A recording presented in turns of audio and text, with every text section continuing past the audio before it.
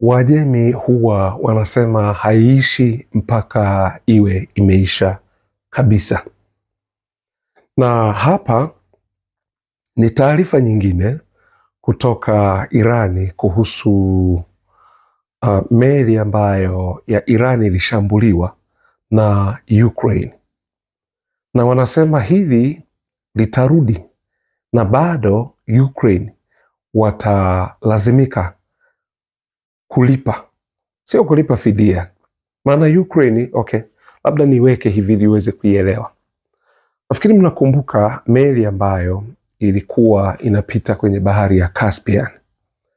Na hii ni bahari iko umbali kama wa kilomita 1450 na 500 kutokea Kyiv na mahali ambapo bahari ilipo. Na meli hii ya Irani ilikuwa inapita na Ukraine wakaishambulia. Baada ya kuishambulia meli hii, wao kwa madai yao, na walikubali kuwa wao ndio wamefanya.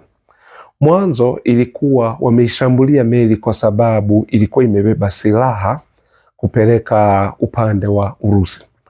Mnajua mgogoro ulivyokuwa umeanza huu wa Urusi na Ukraine, basi Iran amekuwa ni mshirika muhimu sana wa Urusi, hasa katika biashara ya silaha ambazo wamekuwa wakizifanya.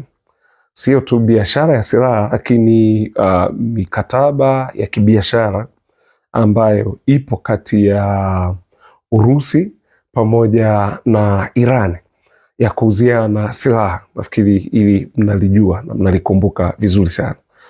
Ukiachilia mbali hiyo, nafikiri unakumbuka pia kuwa wakati ambapo Vladimir Putin yuko anapigana vita pale Ukraine, ndio tuliona sasa drones, yani hivi vita vya drones vikaanza kuwa maarufu sana, kiasi kwamba ikabidi kuuliza, dunia ikajiuliza, hizi drones zimetokea wapi? Ikajulikana drones hizi zimetengenezwa kutokea Iran, na kule Iran wanaziita Shahid, lakini ukienda Urusi kule ndo hizo wakuta zinaitwa kamikaze.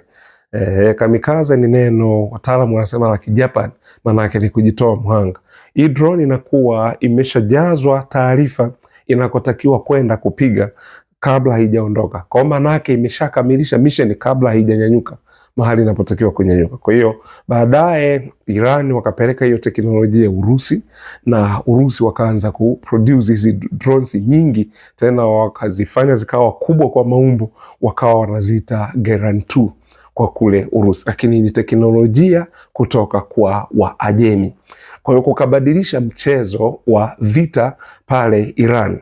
Na wakati mwingine tena huyu Irani au Waajemi wakawa wanampa Urusi ya makombora ya balistiki ya masafa mafupi kwa ajili ya kupigana pale ndani ya Ukraine. Kwa hiyo sasa madai ya Ukraine yakawa hii meli ilikuwa inapeleka silaha ndani ya Urusi ili zile silaha zije upande wa Ukraine kwanza kuua watu pale Ukraine. Kwa wakasema ndio maana tumeipiga ile meli. Irani wakatoa taarifa wakasema ile meli ilikuwa ni meli ya mizigo, haikuwa meli ya kijeshi. Kwa hiyo imebeba silaha kupeleka Urusi, ilikuwa ni meli ya mizigo, na ilisababisha kifo cha baharia mmoja pamoja na wengine wawili walijeruhiwa kwenye hiyo meli. Kwa hiyo ndio hapo, lakini baadaye Ukraine wakajitetea.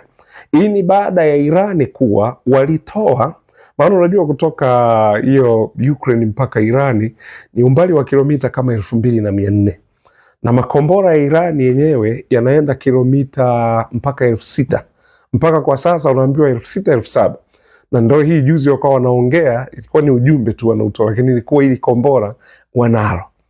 Walikuwa wanaongea kuwa watengeneza kombora la kilomita 1015 litakaloweza kufika ndani ya Marekani ili wapige Marekani, wawaonyeshe raia wa Marekani jinsi ilivyo ngumu kwa mtu atoke huko alikotoka aje wewe kukushambulia wewe, aje kuua raia usiokuwa na hatia, uwe watoto wadogo. Nafikiri mnakumbuka kwenye lile tukio la uvamizi wa Marekani tarehe 28 mwezi wa pili 2026, waliua watoto 168 wa shule inajulikana kama Minabu School. huko Minabu nchini Irani, Tehran pale, wakaua watoto 168. Wale watoto wamekosa nini? Mbona yani hawajali. Na ndio maana unaona kwao kuua it's like a hobby. Imekuwa ni hobby kwao. Yani wasipoua hawajisikii yani. No, tuangalie wapi tutaenda kupiga. Nakumbuka alikuwa anaongea aliyekuwaga general wa Marekani Pentagon, anajulikana kama Wesley Clark. Alikuwa anaongea siku moja, akawa anafuatilia interview yake. Anasema wakati ameenda pale Pentagon, general mmoja akamuita, akamwambia Clark, hebu njoo. Akasema na haraka kidogo, nataka nielekee, kuna ofisi naenda. Ambia njoo dakika moja tu. Hiyo ilikuwa mwaka 2000 na ilikuwa mwaka 2000, yes, 2000. Anasema hivi, yule general akamwambia, unajua nini? Tunaenda kuivamia Afghanistan. Sasa Wesley Clark akamuuliza, kwa nini tunaenda kuivamia Afghanistan? Akasema hatujui, ni maelekezo tu yametoka huko juu. Kwa hiyo ndio hivi tunajipanga kwa ajili ya kwenda kuivamia Afghanistan. Okay. Kweli basi akatoka. Sasa anasema baada ya miezi kadhaa akarudi tena. Lakini akasema awamu hii, hebu ngoja nipite niulize kama ile plani ya kuivamia Afghanistan, je, ule mpango bado upo? Alipoenda kwa yule general akamuuliza, vipi, ule mpango wa kuivamia Afghanistan bado upo? Ambia yule general alitikisa kichwa, alafu akainamisha kichwa chini. Akasema hali imekuwa ni mbaya zaidi. Kwa nini? Akasema tuna mataifa 7 ambayo tunatakiwa kuyaangusha ndani ya miaka 5.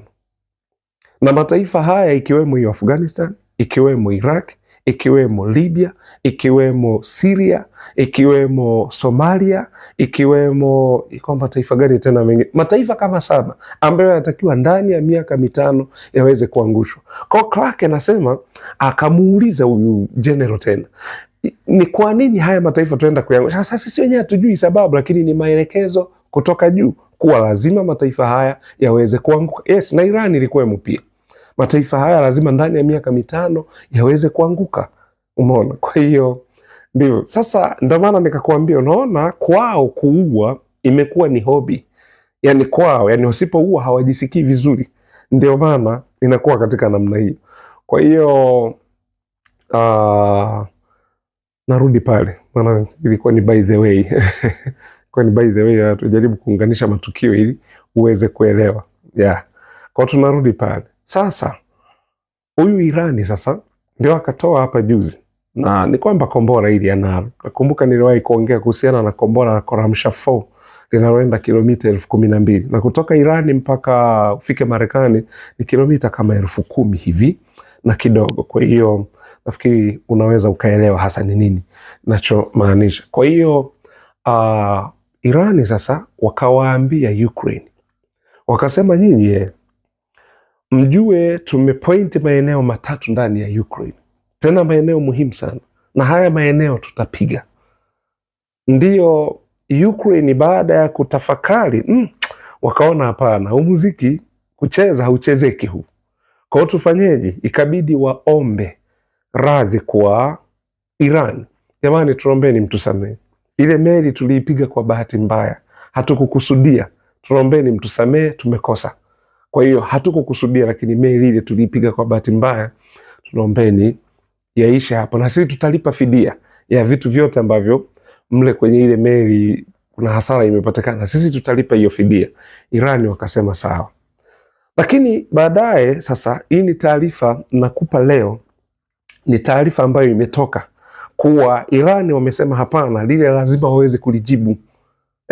Waweze kulijibu kwa sababu kwa upande wa Ukraine wao kuomba msamaha vile wanaujua muziki wa Irani, lakini pia vile kuomba msamaha wakutaka kuanzisha vita tena nyingine, kwa sababu kumbuka wako kwenye vita na Urusi na sasa hivi wanagongwa vibaya mno, lakini hawakutaka kuanzisha vita nyingine. Ndio maana ikabidi waombe kwa Irani kwa jamani, mtusamee, hii ilikuwa ni bahati mbaya. Na Irani walikubali mwanzo, lakini kwa sasa Irani wanaonekana ili jambo hawajakubaliana nalo, kwa wanasema lazima tutalipa. Na ukumbuke walisema maeneo 3 ambayo tayari wameshaweka target. Ndio maana nikakwambia makombora ya Irani wametengeneza yaenda kilomita mpaka 7,000 sasa hivi. Ukiachilia mbali ya kilomita 15,000 ambalo wamelisema kuondoa wanalitengeneza, lakini ninaamini wanao. Lakini makombora walionayo mpaka sasa unaambiwa ni kilomita mpaka 7,000, na kutoka Irani uende mpaka Ukraine ni kilomita 2,400. Kwa hiyo sasa sijui itakuwaje na mambo yataendaje. Kwa hiyo ndivyo mambo yalivyo hivyo, wana IBM Channel. Asanteni sana.